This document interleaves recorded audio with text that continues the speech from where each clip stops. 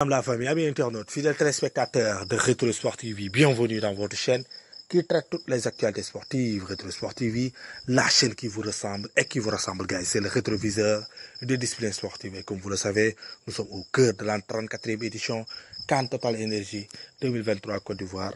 Et comme vous le savez, on a déroulé aujourd'hui la deuxième journée des phases de poule de cette 34e édition. Et aujourd'hui, c'était la poule A qui a déroulé sa deuxième journée. Et il n'y a que des surprises. Et n'oubliez pas, malgré la CAN, le foot européen continue. Et on va parler aujourd'hui du foot européen avant de venir sur le dénouement des deux rencontres de la poule A, la deuxième journée. Avant de parler sur la deuxième journée des phases de poule de cette Coupe d'Afrique des Nations, on va parler un peu sur le foot européen. Comme vous le savez, malgré les deux coupes qui se jouent actuellement sur deux continents différents, le continent asiatique avec la Coupe d'Asie, mais aussi sur le continent africain, la Coupe d'Afrique des Nations, le foot européen se continue et se bouge avec le mercato hivernal.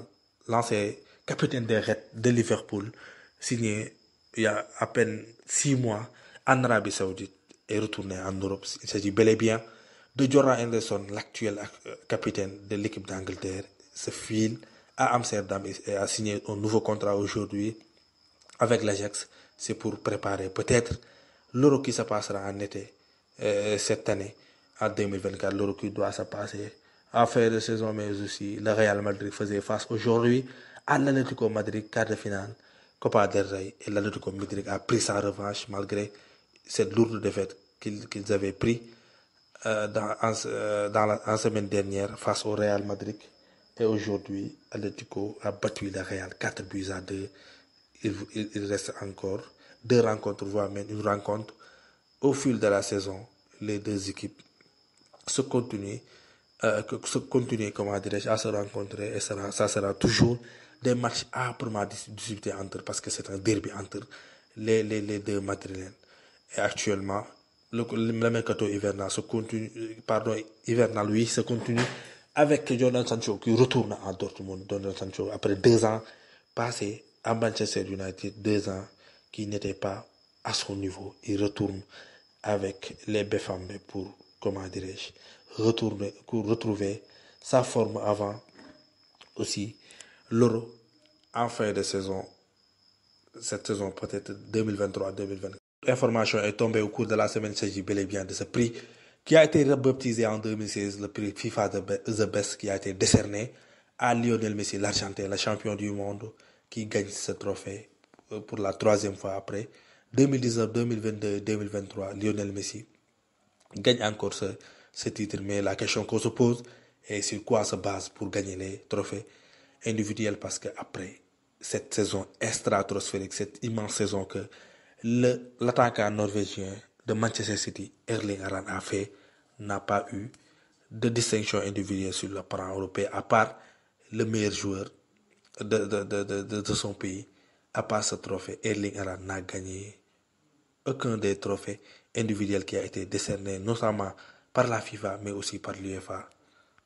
Le meilleur joueur du monde, ou bien l'un des meilleurs joueurs du monde, comme vous le savez, son nom colle avec les records et les performances individuelles. Et après avoir reçu cette distinction individuelle, il a encore battu un record. Et le record qu'il a battu, c'est Lionel Messi. La Pulga est le seul joueur de l'histoire à faire partie du meilleur 11 de The Best durant 17 années consécutives. C'est sa 17e année consécutive qu'il participe à cette 11 concoctée par la FIFA, les 11 meilleurs joueurs de l'année, la Pulga, et à sa 17e année de participation à cette. Si nous revenons sur le continent africain, notre cher continent qui est en train de dérouler la deuxième journée des phases de poule de la CAN Total Énergie 34e édition Côte d'Ivoire 2023, et aujourd'hui la poule a déroulé la deuxième journée des phases de poule avec un alléchant choc entre les Super Eagles, les Nigériens qui faisaient face au pays hôte, la Côte d'Ivoire, avec un match âprement disputé, assez plaisant. Mais comme vous le savez, l'équipe ivoirienne n'est pas du tout équilibrée, avec une bonne défense, un très bon gardien, un milieu de terrain stratosphérique, mais en haut, sur le point de l'attaque, ça donne absolument rien du tout. Parce que l'équipe ivoirienne construit du début, mais à la fin, ça donne rien avec un seul joueur qui peut tout, qui est censé tout faire. C'est Sékou Fofana, le premier buteur de cette CAN qui porte cette équipe actuellement, mais qui ne peut pas tout faire parce que c'est pas le joueur qui doit amener le ballon et le marquer. Quand il amène le ballon, il doit avoir un autre joueur qui est capable de finir les actions. Et Côte d'Ivoire n'a pas actuellement ce joueur en haut, ça ne donne rien. Il y a les Nicolas Pepe, les Crasso, beaucoup de déchets, malgré Crasso a marqué sur la première rencontre face à la Guinée-Bissau, mais ça ne donne rien en haut. Et aujourd'hui, Nigeria ne devrait pas faire une faute. Les résultats immédiats, ils ont fait ça. Ils ont géré le match malgré le 12e homme en haut. Les 12e hommes, les supporters, un stade, archi comble, mais les Nigériens ont géré ce match et ont trouvé la faille sur un penalty cherché par le baron d'or africain, Victor Osimhen, qui cherche ce penalty. Et Nigeria a su concrétiser cette action, ce penalty, par leur capitaine, le défenseur. Et actuellement, Nigeria est à 4 points. Aujourd'hui, la Côte d'Ivoire, si l'équipe ivoirienne parvenait à gagner ce match, c'est la qualification directement au deuxième tour. Mais cette qualification n'a pas abouti. Et l'équipe ivoirienne doit chercher cette qualification en troisième journée face à une équipe qui a actuellement 4 points, qui est à 2 doigts de qualifier sur les deuxièmes tours. Même s'ils perdent face aux Ivoiriens, c'est fort probable qu'ils sortent meilleur troisième. Cette belle équipe équato-guinéenne qui a actuellement 4 points, et l'équipe ivoirienne doit aller chercher sa qualification face à cette belle équipe équato-guinéenne. Et Nigeria actuellement est à 4 points. 4 points. Leader, pas leader de leur groupe, deuxième de leur groupe. Et aussi, c'est fort probable avec les Super Eagles qu'ils gagnent leur ticket pour aller, dans les second tours. Ivoirien face aux Nigériens n'était pas la seule rencontre de cette poule A, mais il y avait aussi un choc entre les deux Guinées. Les Équato-Guinéens qui faisaient face à la Guinée-Bissau, qui devait tout avoir sauf la défaite aujourd'hui, et c'est le cas. Et le tournant du match était ce penalty que l'arbitre les a accordé et annulé aux dernières minutes après avoir checké la VAR.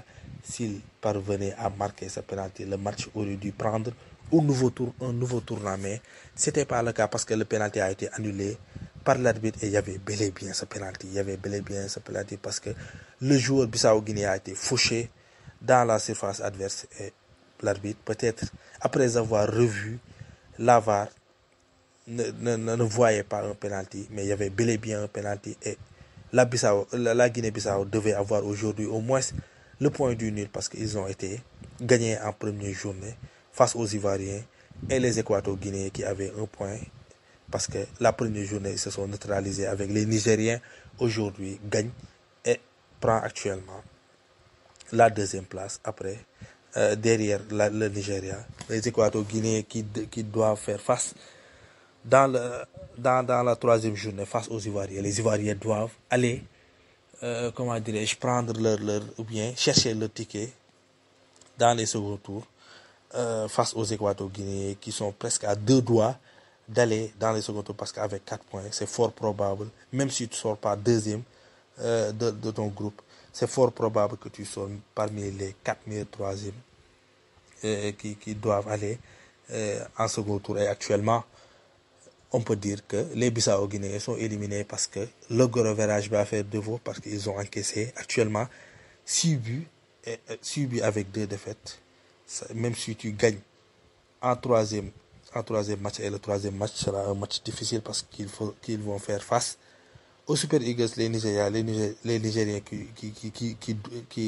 qui auront,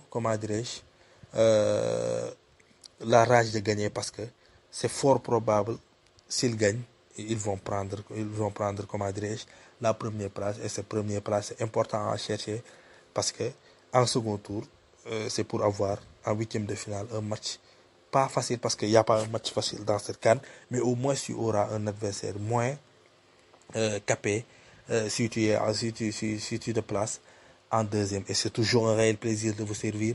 Continuez à liker, mais continuez à partager, mais surtout n'oubliez pas d'abonner et d'activer la cloche de notification pour ne rater aucune de nos prochaines vidéos.